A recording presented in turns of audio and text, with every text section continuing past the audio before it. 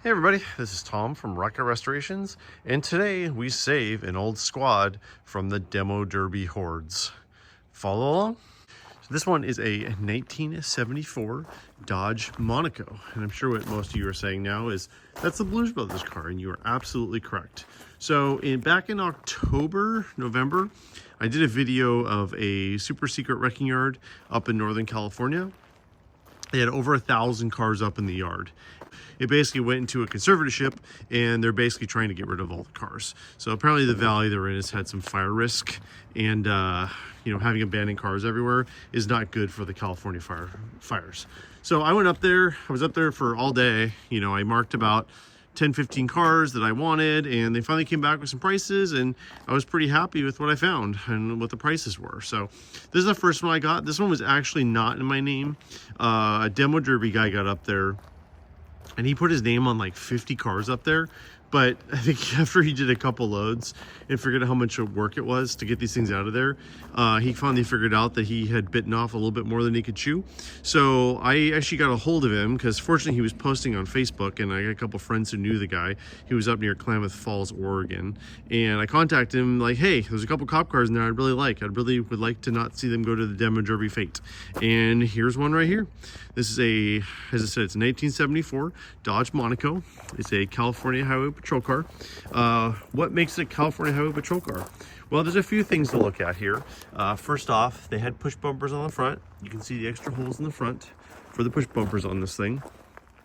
They had dual spotlights. Obviously see the hole there on one side. And on the other side over here. They actually did a little better job plugging that one, or if this one was plugged, it was probably done a little bit better job. Body's really pretty nice on this thing. The M was missing, and what's really frustrating about when I see a car like this is, see the damage on the quarter panel there? I'm sure that happened in the yard. It probably came in good shape. A lot of these cars were wrecked or, broke down up in the mountains, and this guy just towed them all home. It's kind of in the middle of nowhere. It's a factory police package car. So there's the VIN. So it's DK41. U4D. D is for full-size Monaco. K is police package. 41 is four-door sedan. U is the 440 HP engine. 4 is the year, 1974. D is the plant. That's the Belvedere plant. 230935 is the VIN number. A couple more CHP things here that I always look out for when looking at these cars. You can see the holes in the deck here. So these did not have light bars. So they just had the red spot, and then they had 2 lights in the back that would just flash. So this was a radio delete car, obviously. CHP had their own switch panel in there, and it's gone. One unique part about 74 is what makes them worth so much more than the others. So see how the 0 is smaller on the dial there? That's 1974 only. So the 75 through 77 Monacos, which you get police package cars, and they were certified speedometers, just like this one. And this one goes up to 140. But the 0 was unique in 1974 that it was small. The other ones, the 1 and the 0 were the same, and the 2 and the 0 were the same. Has an oil pressure gauge right there. Half a horn ring. Yeah, and the cheap interior, and they could not sell cars in black and white in California back then, so they all had to be painted. So this one was painted, I don't know, brown, black, something like that, before it was released to the public. Another kind of cool feature on cop cars, and thank goodness we got the key on this one, because I know a lot of people probably know this, but if you have a 1970 and up car, and you don't have a key, you can't unlock the steering column, and you can't take it out of park. So moving it becomes very, very difficult. So this was the ignition key, and I'm sure as you're probably saying to yourself right now, Tom, why is the trunk key the ignition key? Well, interesting point on these. On police packages, there was a single key option you can get on these. So to simplify the fleets, they would just have one key. So you have to have multiple keys everywhere to make them run, basically. See a couple little holes underneath there. See the original black back here. They relocated the spare over here too, because they always had equipment up there. There's a bunch of junk in here. We had to gut the brakes to get it to roll. They were all seized up, so we went through, and of course we save everything, because that's how we roll around here. It's pretty gross back here. It had one wheel on it when we got it, so we had to free up 3 brakes. It was missing a rotor. We had to scavenge up a rotor there to to get it to roll on the trailer. They had a forklift to load it, but I don't really have a way to move it without. It had a electric trunk release, nice little option. My 72 Polaris has that as well. So the 74 Dodge Monaco was a huge design change on these. So from 69 to 73, they have what was called the fuselage cars, which there's a 71 Fury parts car over there, but you can see it's kind of rounded, you know, very aerodynamic, very space age, blah, blah, blah. And then these were called formals. I don't really know if that was the official name, but that's kind of what everybody calls them now. So they're a little more slab-sided. The, you know, the greenhouse is a little bit taller on them. They just sit a little more taller, a little more formal. You know, by 74, the first gas crisis had come, and you know, the emphasis was on luxury, more on power or comfort. You know, non-muscle car. You know, they all had the big bumpers. You know, has these giant bumpers on here with the shocks. Then has the bumper fillers for that. You know, the 5-mile-an-hour bumpers were mandated at that point on these things, and you know, it really wasn't. They had to kind of scramble to make these things look good. I mean, I personally think the 74 Monacos look great. You know, the Bluesmobile is just a good looking car. You know, they put the license plate on the side over here instead of in the middle. Just a couple really interesting, you know, design choices on this. You know, these have the big disc brakes. 8 3/4 was gone by 74, so it's got a 9 1/4 rear end in it with 321 gears. They went pretty good. CHP got rear defrost. It's like the motor's gone there, but the housing's there, then the slot for the rear defrost, which is a nice option. Fortunately, somebody pulled the motor out of this. Still have the radiator, trannies in it in the drive line, but the motor. We did find a motor and trans in the yard. There is another 74 in the yard, which we're planning on getting, but the axles are missing in the rotor. So if anybody has a 9 1/4 rear axle laying around, like a complete axle or just axles, let me know, because I'm gonna have to go back down there in a couple weeks once the weather gets better, and yeah, I'm gonna need to somehow get that off. All right, let's see if I can get this hood off on myself, because they pulled the motor and just kind of left it loose there, and I got this off last week, but I had to have Evan's help. Let me see if I can do it by myself, but this thing is not light. It's a very big hood. There, I got it off. That wasn't too hard. These are very, I don't know if this is unique. I think GM used these, but Mopar used real hinges. They started using these torsion rod hinges in 74. So they basically slide up and down on that. It's just kind of an interesting setup. This thing's definitely got robbed for some parts over the years. You can just tell. At least the tranny's still there. I think they ripped the exhaust off, getting it down off the hill. If you saw that video of mine, which unfortunately is not listed anymore because apparently people watched it and a bunch of people were going up the yard and stealing cars, which people just ruin it for everybody. Of course, it's factory AC. Really looks pretty original underneath here. You know, they cut the hoses, you know, typical California sun, you know, melted all the plastic. It's pretty much toast. All that's going to need to be replaced, but pretty solid. The WSP car we have there, the firewall's all rusted out. This one actually looks pretty good. I should probably clean all this stuff out. Yeah, these have the spool type K-member. So the C-Bodies up till 73 use the biscuit type, which is just a rubber biscuit basically for the rotor mounts. These use a rubber insert that goes inside those tangs there, so it can't break because it's basically an isolated piece of rubber or poly, and they really can't go anywhere. The front suspension was all changed on these. These are all rubber isolated, unlike the 73s. Some of the 73 stuff was a little bit rubber isolated, but they kind of went all out on these because they were much more worried about comfort than handling on these things, which, you know, it's kind of where the market was going at the time. You know, power brakes, of course, 2-speed wipers. You know, why would cops need 3-speed wipers? 4-post ballast resistor with electronic ignition. You know, air conditioning had that in California. CHP actually kept manual steering through, I think, 72. I think half of them got power steering in 72, half didn't. And I think 73 is the first year they got power steering. I don't know. A couple of my CHP buddies are probably going to watch this and correct me on that, but I'm pretty sure that's the case on that. So I do have the radiator for it, just no drivetrain. Fender tag is over here. You ever wonder where these go? People have stolen these off cop cars for years and years and years. The body in white, special mask, special paint, special order, and they put them on Hemi cars and say, oh, it's special paint. No, you just got them off a 70s cop car. That's how it always went. The body in white is just the body in white is like basically the bare chassis before anyone's on, and then it's special masks. Of course, these were two-tone, so they had white doors, white roof, and then the rest was black. Let me go over this Fender tag. I don't know the 74 codes nearly as well as the later ones, but I do have my cheat sheet here, so we'll have to look a few of these up.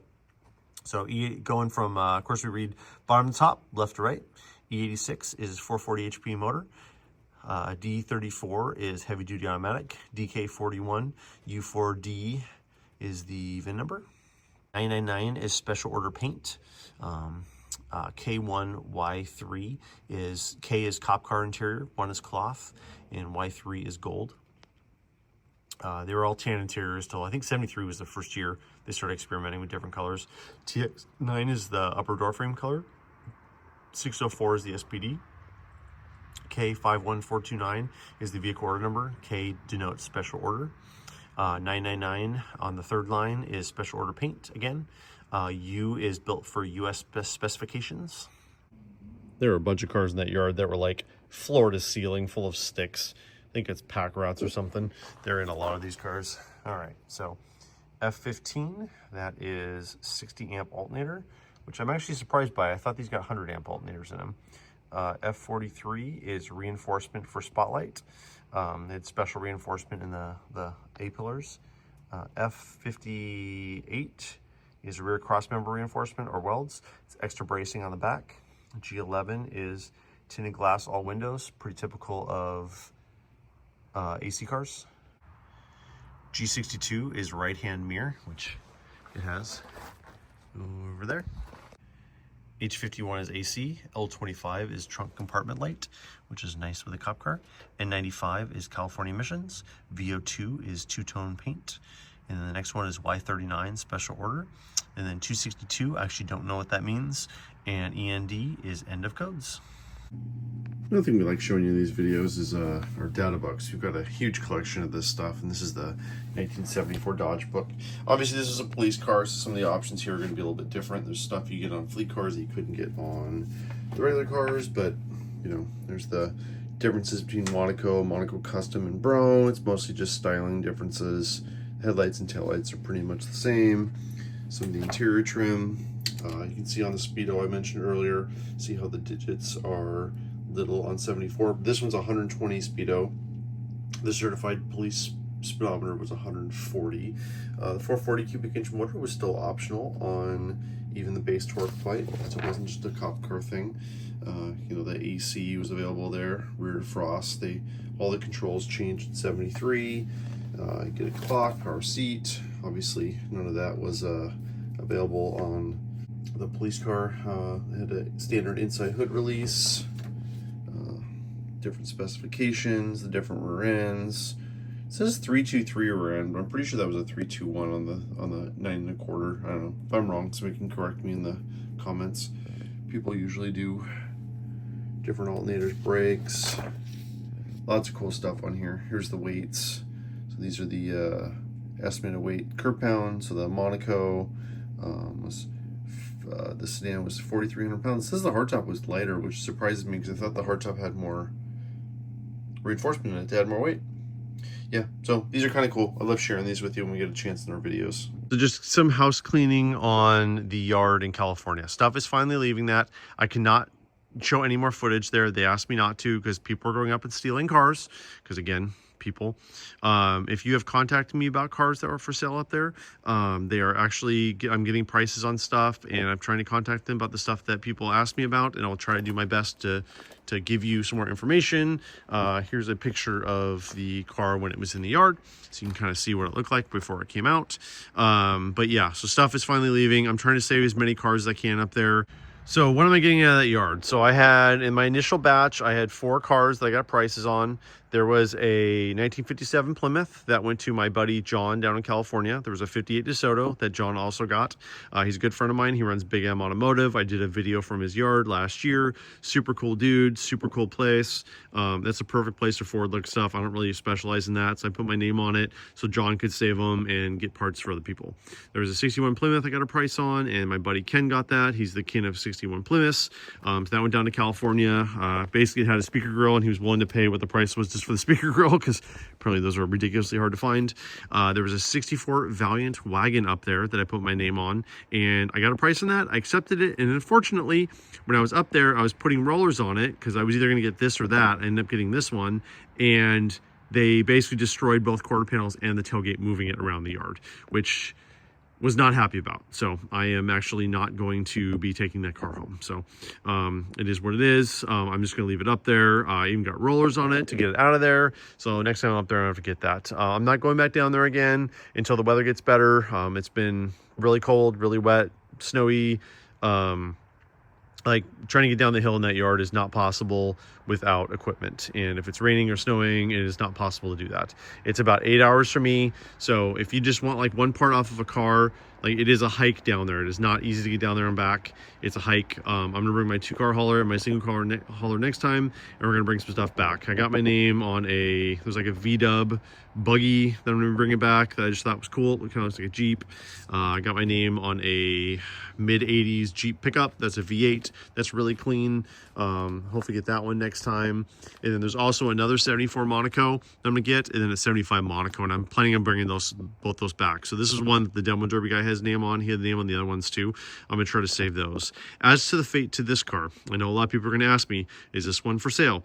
I just contacted a friend of mine in the Midwest, and I believe he's buying it for his police museum. We have not closed the deal yet, but that is the plan with this car, hopefully. So I would love to see that. I'm not really a huge fan of people doing the Blues Brothers clones on these. I'd rather see them restored as real police cars, but that's why they bring money, because, you know, Blues Brothers, it is what it is. So hopefully that'll be the fate of this one. The other two will be for sale whenever I get them home, and of course I'll do a video on that when I get them home. So all right, well, it's getting dark, it's cold. I'm gonna go inside. I've been sick all week, so good times all the way around. This is Tom from Rocket Restorations. Just want to thank everybody for watching, and we'll talk to you soon. I don't know why, but a lot of people ask me for outtakes. I don't really have outtakes. I pretty much put most of my mistakes on video, but I'm cleaning off these horrible numbers on here because these were the Demo Derby guys who marked the car at the yard. And I think it's gonna look really ugly in the video. So scrape, scrape, scrape, scrape, scrape, scrape, scrape, scrape.